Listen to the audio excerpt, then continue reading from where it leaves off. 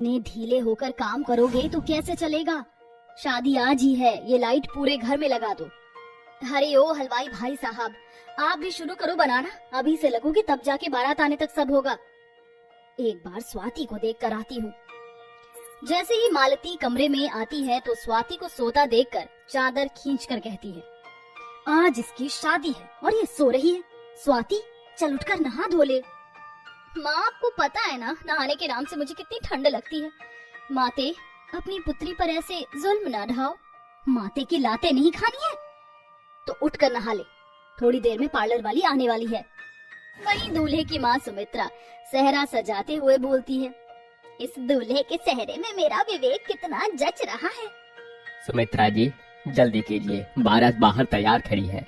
पूरा परिवार बैंड बाजे के साथ बारात लेकर जाते हैं। बड़े ही धूमधाम से विवेक और स्वाति की शादी हो जाती है। सुमित्रा स्वाति का स्वागत करते हुए कहती है, यकीन ही नहीं होता कि आज मैं भी सास बन गई, मेरे घर में भी बहू आ गई। छोटे छोटे भाइयों के बड़े भैया आज बने हैं भाभी के सैया। वेलकम भाभी, मैं हूँ आपका वन एंड ओनली देवर प्रेम। भाभी आपके और भैया की शादी में मैं बहुत नाचा हूँ, आपको भी मेरी शादी में नाचना होगा। पहले दिन से स्वाति सारी जिम्मेदारियाँ संभाल लेती है। थोड़े दिनों में प्रेम की शादी पक्की हो जाती है। बहू चाय बन गई है क्या? जी बस बन गई ससुर जी, छान कर ला रही हूँ। जब से इस घर में बहू बनकर आई हूँ, मेरी जिंदगी तो जैसे इस किचन में ही बीत रही है। सासू माँ, ससुर जी ये लीजिए चाय। सुन बहू, कल से चाय में अदरक, इलायची, लौंग भी कूट कर डालना, सर्दी पड़ने लगी है। अच्छा सुन बहू, प्रेम की शादी की तारीख निकल गई है, अगले महीने दिसंबर की। दिसंबर महीने का नाम सुनकर बहू के मुंह पर 12 बज जाते हैं। देवर जी की शादी भी दिसंबर में ही होनी थी, पहली शादी वो भी सर्दी में, मेरी तो वाट लग जाएगी। हर दिन के साथ सर्दी बढ़ती चली जाती है। अब रिश्तेदार भी आने शुरू हो जाते हैं। आओ कौशल्या जीजी, रास्ते में आने में कोई तकलीफ तो नहीं हुई? इतने में सर पर गठरी और बड़ा सा बक्सा लिए बुधन और गेंदा भी आते हैं। तभी मुंह में पान चबाता बुधन दरवाजे के बाहर ही थूक देता है। अरे कैसन बा सुमित्रा भौजी? अरे बुधन आते ही कचरा कर दिया। जेठानी जी, बिटवा की ब्याह का बहुत बधाई। बहू ये मेरी देवरानी गेंदा है, तुम्हारी चाची सास, प्रणाम करो। प्रणाम चाची जी। अरे बहुरिया, ऐसन काम नहीं चलेगा, गोरुआ तो छुए पड़ी।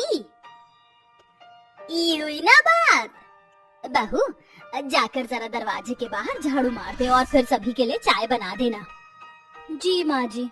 सफाई के बाद जैसे ही बहू रसोई में आकर देखती है, हे भगवान, चाय किसने बनाऊं? सारे बर्तन तो गंदे पड़े। पानी गर्म करके बर्तन धो लेती हूँ। तभी सास आवाज लगाती है, अरे बहू सुनती हो, चाय के साथ आलू प्याज के पकौड़े भी बना लेना और जरा जल्दी करो। जी माँ जी।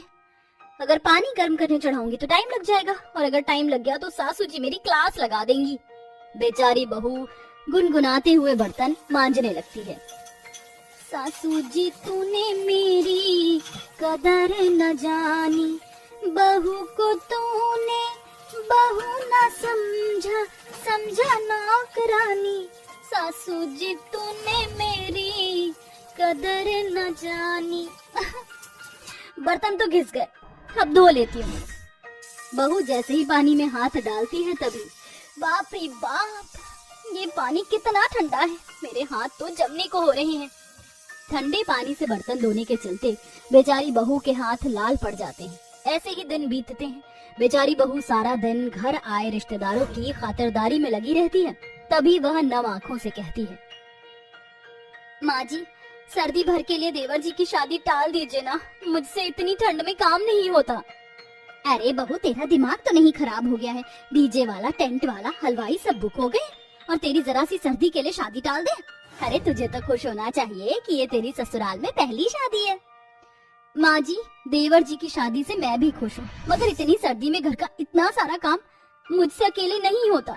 आप शादी भर के लिए एक नौकरानी रख लीजिए। सुमित्रा जी बहू ठीक कह रही है, एक नौकरानी रख लेते हैं। लो जी कर लो बात। अरे बहुरानी के रहते नौकरानी की क्या जरूरत? गेंदा ठीक कह रही है, और वैसे भी पहली ही शादी में इतना खर्चा हो रहा है।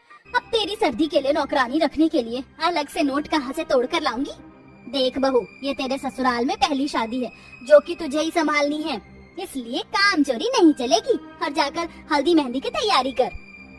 बेचारी बहू आंखों में आंसू लिए भरी सर्दी में हल्दी मेहंदी की तैयारी में लग जाती है। जहाँ पूरा परिवार हॉल में इकट्ठे बैठे गजक मूंगफली खाते हुए शादी की खुशी मनाते हैं, वहीं उदास मन से स्वाति काम करती है। स्वाति, आज शाम प्रेम की हल्दी में मैं ये पीला कुर्ता पहनूंगा, शेष धो देना। जी अच्छा। एक एक करके पूरा ससुराल बेचारी बहू के आगे गंदे कपड़ों का ढेर लाद देता है। स्वाति घंटों तक ठंड में कपड़े धोती है। बहू अभी तक कपड़े ही धो रही है? अरे शादी ब्याह के घर में इतना धीरे धीरे हाथ चलाएगी तो कैसे काम चलेगा? बस कपड़े धुल गए हैं, खंगाल रही हूँ, पानी बहुत ठंडा है। ठीक है, फिर ये शादी की हल्दी मेहंदी सिलबट्टे पर पीस देना। जी माँ जी। ठंड से ठिठुरते हुए स्वाति हल्दी पीसती है। तभी बट्टा छूटकर उसकी हाथ पर गिर जाता है और ठंड में उसे बहुत जोर से लगती है। दर्द के मारे उसकी आंखों से टप टप आंसू गिरने लगते हैं। माँ, मेरा हाथ। मारे ठीक कहा था, ससुराल ससुराल ही होता है। मेरे एक ऑर्डर देने पर माँ मेरा खाना मेरे कमरे में लेकर आ जाती थी। मैं सारा दिन रजाई में पड़ी रहती थी और यहाँ मेरी क्या हालत हो गई है। ऐसा कहते कहते स्वाति फूट फूट कर रोने लगती है, जिसके बाद सभी प्रेम को हल्दी मेहंदी लगाते हैं। चल आजा बहू, और अपने देवर को रज रज के हल्दी लगाना, ताकि इस पर शादी का रंग चढ़ जाए। शादी की हल्दी मुबारक हो देवर जी। तभी गेंदा सारी हल्दी स्वाति को लगा देती है और उसे ठंडे पानी से गीला कर देती है। देवर की हल्दी बहुत बहुत मुबारक हो बहुरिया। ये क्या चाची जी, आपने मुझे इतनी सारी हल्दी लगा दी और सारा घर भी गंदा करके मेरा काम बढ़ा दिया। अरे बहू, शादी ब्याह के घर में ये सब तो चलता है, इतना भी क्या बकर बकर कर रही है तू। सभी वहाँ से चले जाते हैं और सनसनाती सर्दी में स्वाति रो रो कर सफाई करती है। क्या हुआ स्वाति, तुम रो क्यों रही हो? रो नहीं तो और क्या करूं विवेक। सासू माँ कभी भी मेरे दिल का हाल नहीं समझती। सभी रिश्तेदारों के बीच मुझे 4 बातें सुनाकर चले गई। ये ससुराल में मेरी पहली शादी है और मैं बस शादी की तैयारी में ही लगी हुई हूँ। एक भी फंक्शन मैंने एंजॉय नहीं किया। ऊपर से इतनी सर्दी में घर भर का बर्तन धोना, कपड़े धोना और फिर इन बारात भर के लोगों के लिए खाना बनाओ। देखो, सर्दी के काम कर करके मेरे हाथ पाँव भी सूज गए। ऐसा लग रहा है इस घर में जो शादी हो रही है मैं बस उसमें बैरन बनकर काम ही कर रही हूँ। स्वाति के दुख को देखकर विवेक अपनी माँ के कमरे में आता है। देखो तो कौशल्या जीजी, ये शादी की शेरवानी और ये दूल्हे का सेहरा पहनकर मेरा प्रेम अच्छा लगेगा ना। पता ही नहीं चला कि शादी की सारी रस्म अच्छी खासी निपट गई और कल शादी है। माँ, मैं अंदर आ जाऊँ? विवेक, आना बेटा। माँ, स्वाति इस घर की बहू है, हमारे परिवार का हिस्सा है और यहाँ उसकी ये पहली शादी है। बेचारी इस ठंड में वो अकेले ही रिश्तेदारों के लिए खाना पीना, खातिरदारी से लेकर शादी का सारा काम देख रही है। देख लो जीजी, एक शादी संभालने को कहा था बहू को, पर उसने तो उल्टे मेरे बेटे के ही कान भर दिए और मेरा बेटा बन गया जोरू का गुलाम। नहीं सुमित्रा, विवेक अपनी जगह सही है, पर शायद तुम बहू की तकलीफ को नहीं देख पा रही हो। शादी ब्याह के घर में कितने काम बढ़ जाते हैं। वो बेचारी अकेली कितना कुछ कर रही है। एक तो घर में पहली शादी है, वो भी इतनी सर्दी में। अपनी बहन कौशल्या और विवेक के समझाने पर सुमित्रा को अपनी गलतियों का एहसास होता है और वह बहू के पास आती है, जहाँ वह ठंड से तप रहे बुखार में भी खाना बना रही होती है। बहू, मुझे माफ कर दे, पहली शादी की आड़ में मैंने तुझे अकेली पर शादी की सारी भीड़ थोप दी। अब तू अकेली कुछ नहीं करेगी, हम भी तेरी मदद करेंगे। ये सुनकर बहू की आंखें भर आती हैं, जिसके बाद पूरा परिवार मिलजुल कर शादी की एक एक तैयारी करता है और शादी में बर्तन चौके के लिए वह नौकर रख लेते हैं, जिससे बहू अपने ससुराल की पहली शादी को एंजॉय कर पाती है और धूम धड़ाके से बारात निकलती है। लो चली मैं अपने देवर की बारात लेके, लो चली मैं, ना बैंड बाजा ना ही बराती, खुशियों की सौगात लेके लो चली मैं।